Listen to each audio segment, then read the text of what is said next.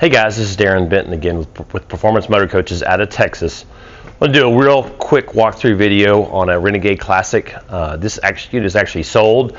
We're back here in service, so we'll try to do this as quickly as possible, let everybody get back to work. Apologize for some of the banging around in the background, but we'll just go jump right into it. You'll see it's an aero cap, which is pretty unique once you see inside. This is actually a small bunk in the aero cap. Just wanted to kind of try it and see how it all turned out. Pretty happy with it.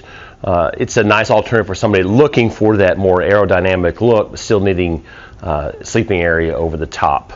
As far as the chassis goes, this is a Cascadia 126. You'll hear people talking about, the P3, P4. I really just kind of get down to the root of it. As far as the new body style Cascadia, we have the 116, which will be the shorter hood, and the 126, which will be the longer hood. The longer hood, all the units that I will spec with the longer hood will have the DD16 and the DT12 transmission. In my opinion, the very best power combination out there for maximum fuel economy and overall performance as far as staying in your power band all the time. This unit is equipped with the Detroit Assurance, so does have the basically the blind spot monitoring. It has adaptive cruise, crash mitigation, and lane departure warning. We'll show some of that stuff inside. Did the blackout package. Generally, whenever I do a white unit, this unit actually sold while it was in production or prior to production, so it was already pretty much spec'd out. But I like to do the black accents on the white. That way, if the customer wants to paint it after the fact, all the accents are already painted and ready to go. It does have the outdoor TV, so a 43-inch outdoor television entertainment center here. Sound bar below, 43-inch smart TV there, and there's a charge port right inside here, so if you're hanging out, you'll be able to plug your phone in there and keep it charged up. For people that have seen my videos in the past, I'll really highlight on the baggage compartments and the bay doors themselves. To me, kind of unmatched in the industry.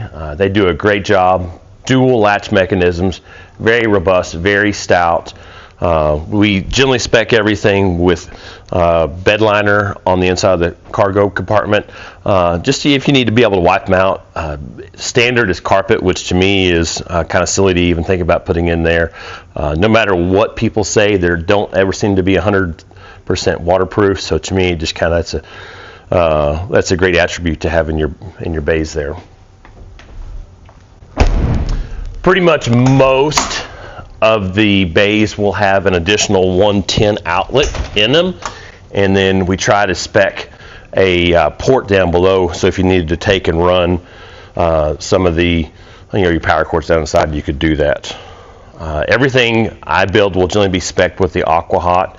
The Classic will be the 450D, so that's 45,000 BTU. It is plumbed into the engine, so the waste heat from the engine does take and pour into that, or it does take and keep that system warm driving up and down the road.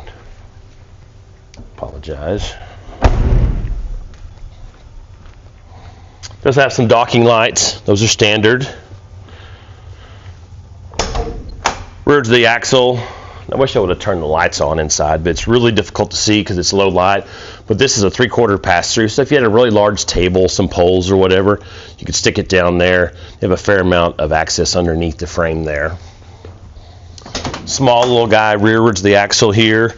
There again, I wish I would have turned the lights on.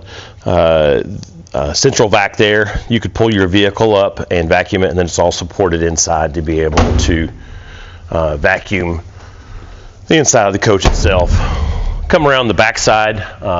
This is about the only thing that's really different on the Classics. They do not offer a fiberglass rear cap on the Classic. So if you're looking at an Icon or any of the Valencia Veronas, even the XL has a really nice molded fiberglass cap, and that's just a different division in some of the coach classes you'll see in Renegade.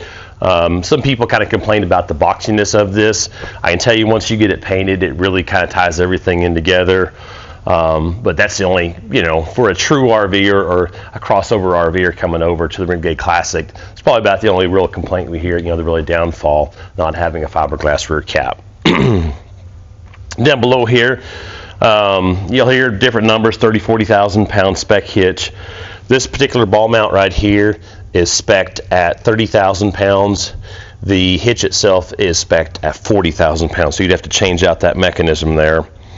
Everything will be spec'd with a camera plug right there, so if you had a large stacker or horse trailer and had a camera either inside or on the back, you could plug that in and be able to see all that off the monitors up front. Roll around here. That is the short cord there. And then there is an additional plug there again, if I turn the lights on, additional plug inside, so if you had a stacker trailer or had a friend camping next to you, actually plug in. This is a 12.5 Onan, 12,500 watt Onan generator. So it's plenty of power to power the coach, and if you needed something else beyond that. Anything over 40 foot and a Renegade will be spec'd with a 12.5. This is kind of my favorite generator because of the serviceability. Come time to change the oil, we don't even drop a plug out of the generator.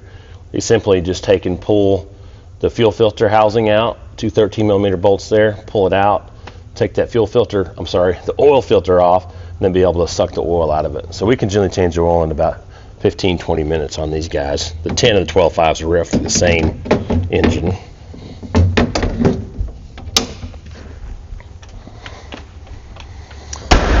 You know, there again, people that have heard my show all our videos and the Renegade videos, I'm not a fan of the placement of that generator, but due to the flush floor slide, that generator will always be back behind the axle.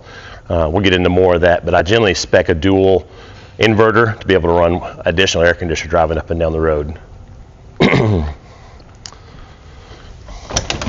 There again, another really great job that Renegade does. Instead of doing a whole bunch of stickers inside their wet bay, everything is water jetted into place. Really easy to use, easy to operate. And there is a whole house water system, or whole house water filter located inside there. This is heated as well, and the Firefly controller or the app itself, you can actually see the temperature inside your wet bay and adjust that.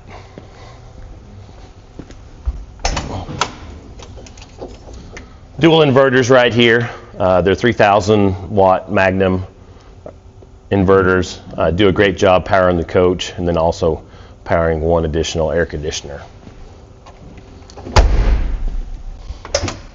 This just has a normal spec battery, a few of the 8D AGM batteries. We kind of feel that somebody who wants to spec them out after the fact can probably, they'll have their own particular preference on what battery package after the fact. Any of the newer Detroit powered stuff, basically is built in the last probably the last 4 years, will all have your emissions devices located on the passenger side, single 120 gallon fuel tank on the driver's side, and a 13 gallon DEF tank there. We'll come around, jump inside here, and let everybody get back to work.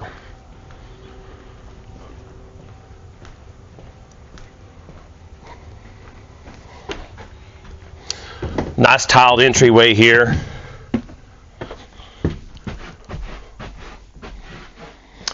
Very bright inside, great colors.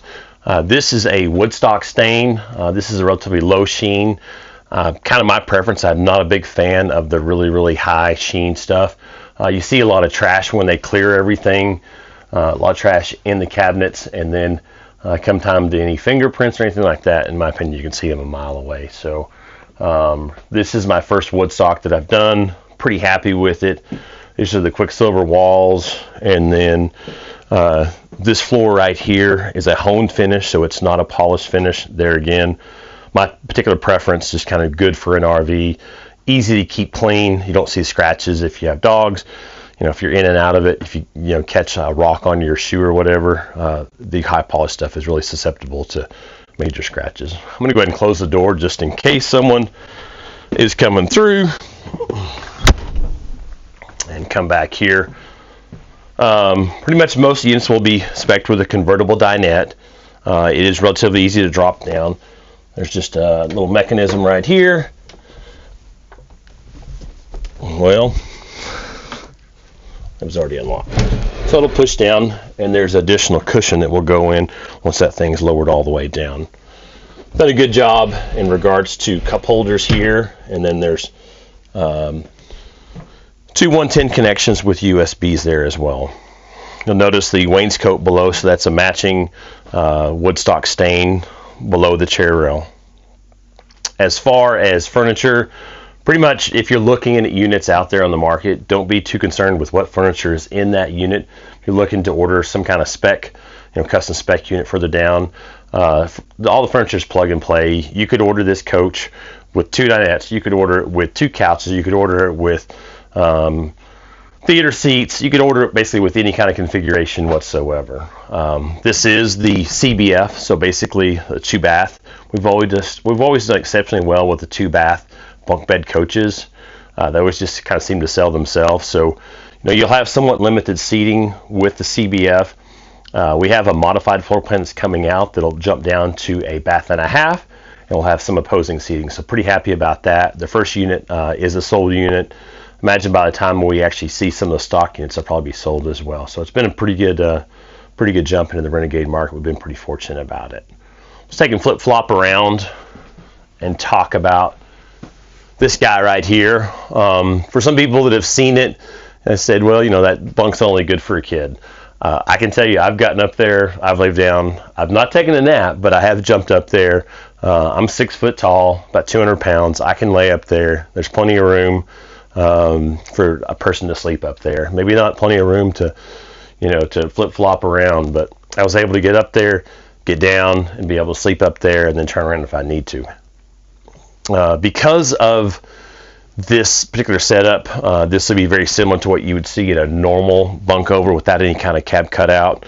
So a little bit lower entry point right here. I can tell you from a driver standpoint, coming out in really high winds, the aero cap makes a significant difference over the bunk over. The bunk over creates lots of wind underneath.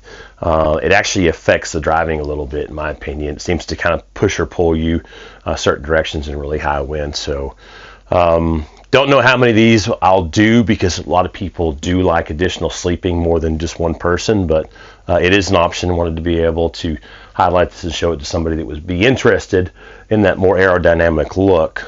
Even some of the customers looking at the XLs, which you can only get at cap at an XL, but it won't be sleeping. So for somebody that kind of wanted to jump over and have some additional sleeping there, so pretty happy with it. The seats themselves, like I said, for that last classic video, I talked about that I was not a huge fan of these particular seats. These are a total aftermarket seat, not a factory seat.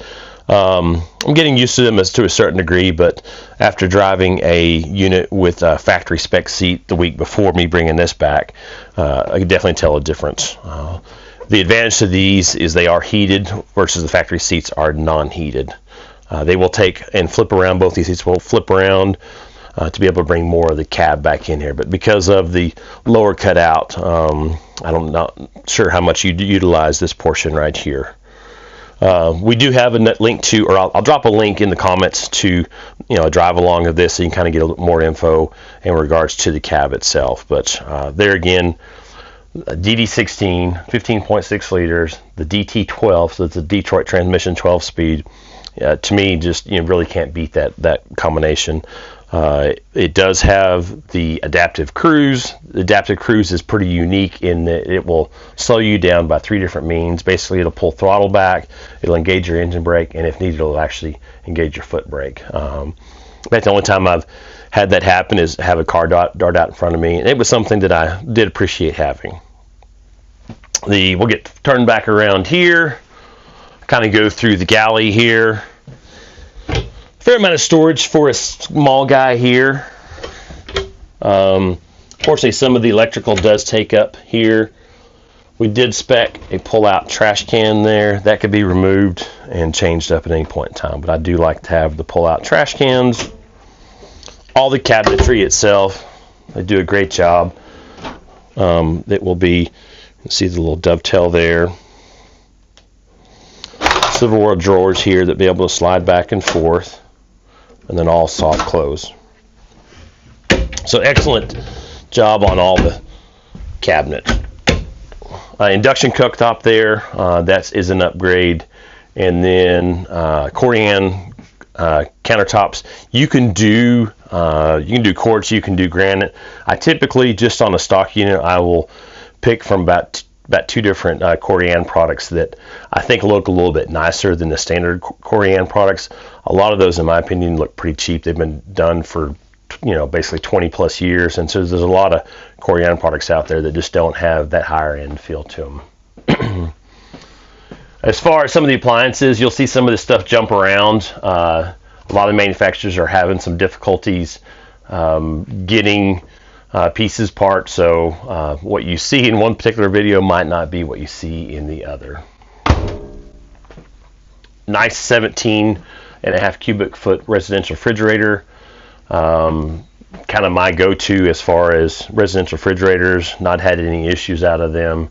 Really easy to use, really easy to operate. Nice little lock mechanisms. Nothing wild and crazy. And it does have an ice maker down below. It is spec'd with the stacked washer dryer here. Kind of tough to see, but as far as, pretty impressive to be able to get 2 full baths and a washer dryer and bunk beds all in a coach itself. Little pull-out pantry makes it pretty handy here. So a lot of storage inside the coach. There's additional storage down below each dinette as well. We'll come back here to kind of this, what I'll call the bunk room. There's a pocket door there. There's a pocket door here. These are 78 inches in length, so even if you're a big guy, in fact, I'll pop in one real quick and show you. So decent room right here. I've got probably about 4 inches, 5 inches above my head, at 6 foot tall. So decent room in here. And there is a 110 port and a USB right back there. You do have light controls as well. And then storage underneath. Top bunk. Still, in fact, I'll just jump up here so everybody can get a kick out of it. So anyway, top bunk, still a fair amount of room. Light controls back, and there's a privacy curtain. Right across from your bunk area is a full bath, tighter bath, but still very accessible for everyone. Wanted to highlight something that I was able to get changed after my first CBF. Notice there was a fair amount of floor space right here, and so we were able to talk Renegade into widening this shower additional 4 inches. So it does make a big difference. If you saw the previous video, I was either in here like this or in here really tight. But this guy right here, take a normal shower, be a little tight on your shoulder, but just kind of it kind of is what it is whenever you're talking about putting this much stuff in a 45-foot coach.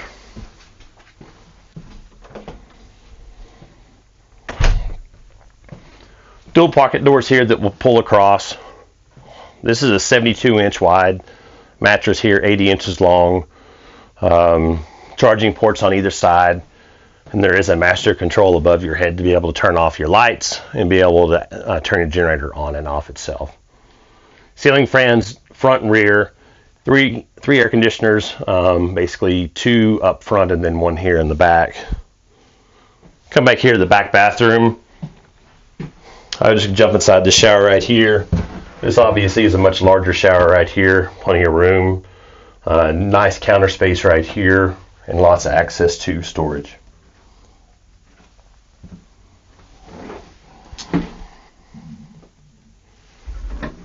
These guys right here. So lots of depth right there.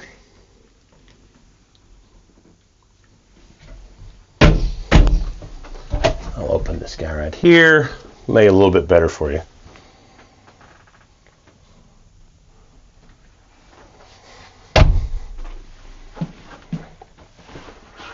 We'll come up front and talk about the Firefly a little bit. Want to talk about some tank capacities on the way up. So below the bed are 2 75-gallon freshwater tanks. So basically 150 gallons of fresh water. There are 2 72-gallon waste tanks, one for gray, one for black. If you were out dry camping, you definitely want to conserve some of that, because between 2 showers and a washer dryer, you fill up that 72 gallons up relatively quickly. Come up here to the Firefly. Pretty happy with this system. I've had minor issues with it. Been able to get together with Firefly for any issues or problems, and being able to correct those in a pretty short period of time. This will basically operate most of your coach. So essentially your master screen here, you can do lights on and off, water pump, tank heaters, generator on and off, auto generator start. You'll be able to operate your AquaHot off of this as well. We'll go to the secondary screen, and you have different light controls for front, rear, and exterior. We'll go to electrical portion. It is linked into an energy management system right here, so it'll let you know your voltage for each hot leg that's coming in the coach. You can look at your solar panels. You can actually disable your solar panel through all that as well. And you can control your AGS, your auto generator start on and off from there as well. We'll go to the fourth. That's basically all your thermostats, including your bay, and then the vent fans themselves. So basically like in your bathroom area. The nice thing, there's lots of redundancy, so even on where all your thermostats are located, you can still control your AquaHot. We'll run to your fans here, and then also it has your in-motion satellite. We'll run to slides and the awning there. And this last screen is basically just like it will tell you your coach number. You can reset your clock if needed, and then you can actually go through and do any kind of diagnostics on here. So if you had some issues you were concerned about, it'd be pretty easy to get together with Firefly or to Renegade to be able to kind of go through and diagnose any of that. Got a little bit more time. I'm being hinted that I need to do something here. Okay, so part of the Firefly does have an app-based system right here. It is Bluetooth, so if you have your phone, basically you can do everything off of this screen on your phone. So if you're laying in bed, and I should have remembered this, I like it pretty darn cold. So if you are laying in bed and it's 55 degrees inside the coach and you want to wake up and nice and toasty, you can take your phone out, you can dial it up, you can turn, if you were totally dry camping, you can start your generator. If your floors are already queued up, the generator will start, the floors will start to warm up. You can turn your AquaHot on, you can turn your thermostats. If you needed to run let's say, you jump in bed and you forgot your awning itself, you could take the app and be able to pull that awning in just without having to get out of bed. So pretty happy with that. TV up here does come out. I should have highlighted this earlier. Basically, it will unlock, and then you can take and flop this TV. It'll come all the way out, and then there's a sound bar there, and then below the sink is a subwoofer that goes within that system. I'm going to go ahead and just plop down here real quick while we got just a few minutes. I guess we scared all the guys off.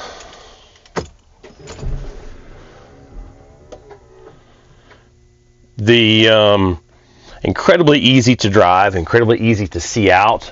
We get a lot of people that are first-time buyers, and as far as they make a lot of comments in that they say that they're so much easier to drive than any kind of diesel pusher, and I will definitely second that. Much easier to drive, much easier to see out of. This will have a rear cam, this will have side cameras as well, but just between the rear cam and the mirrors, I feel like you can see quite a bit. Kind of low light, so we'll skip this portion of it just because we need to get back to work. Do appreciate you guys always coming in and looking at our videos. I apologize for the rushed video. It just, unfortunately, we've been so busy here. Been pretty fortunate, but we look forward to bringing you guys more videos in the future. Appreciate it.